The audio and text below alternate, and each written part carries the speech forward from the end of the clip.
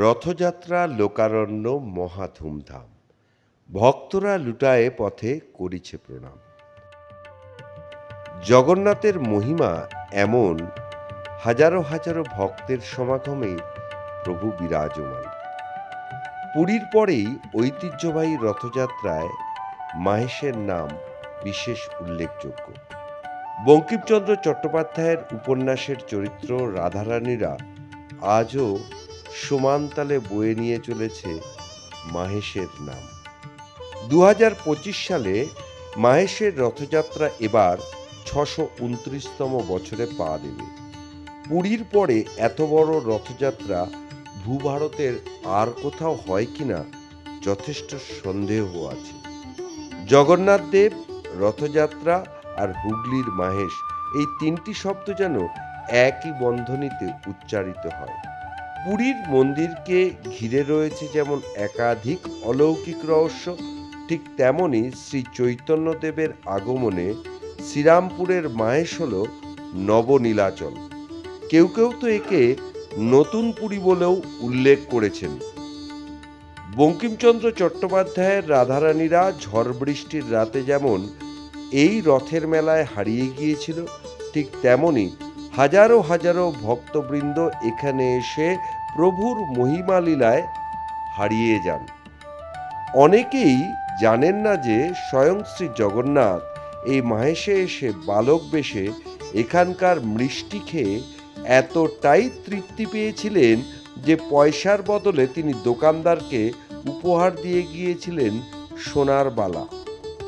ঐতিহ্য, ইতিহাস আর অলৌকিকতার পদ বেয়ে মাহেশ যেন পূর্ণতা পেল জগন্নাথ দেবের বিশেষ কৃপায়। দর্শকদের আজ এমনই একটা প্রতিবেদন আমরা দেখাবো, যে প্রতিবেদন আপনাকে মুগ্ধ করবেই।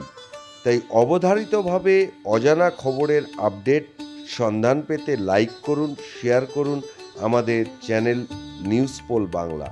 আর অবশ্যই সাবস্ক্রাইব করতে ভুলবেন না আমাদের ইউটিউব চ্যানেল নিউজ পোল বাংলাকে। সব সময় সব খবরের আপডেট পেতে বেল আইকনটি অবশ্যই প্রেস করে রাখবেন। ফিরে আসছি মাহেশের উপাখ্যানে।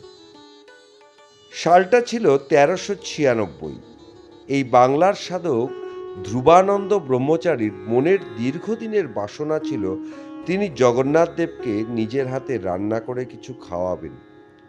সেই উদ্দেশ্যে নিয়ে ধ্রুবানন্দ পুরীতে রওনাও হয়েছিলেন, কিন্তু পুরীর পাণ্ডারা বাধা দিয়েছিলেন ধ্রুবানন্দকে।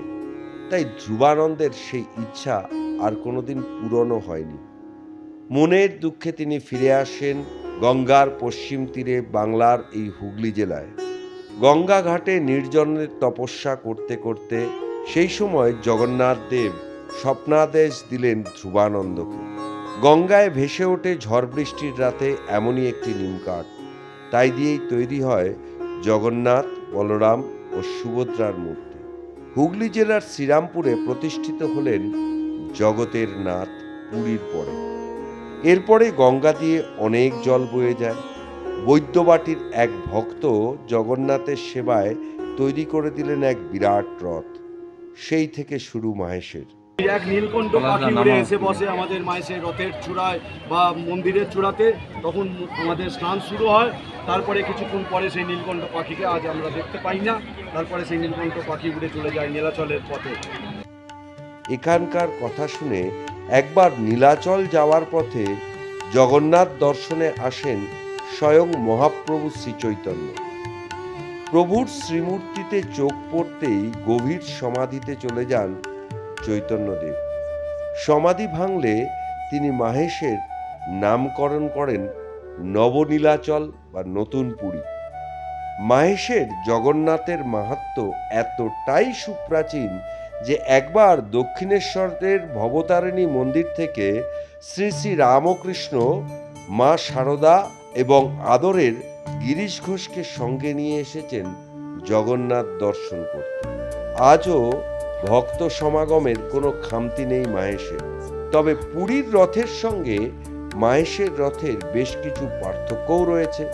পুরীতে জগন্নাথ, বলরাম এবং সুভদ্রার জন্য 3টি পৃথক রথের ব্যবস্থা করা হয়।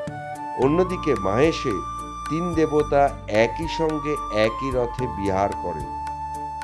গঙ্গার পশ্চিম তীরে এই জগন্নাথ ধামে মন্দিরের দুটি গরুর পাখি রয়েছে।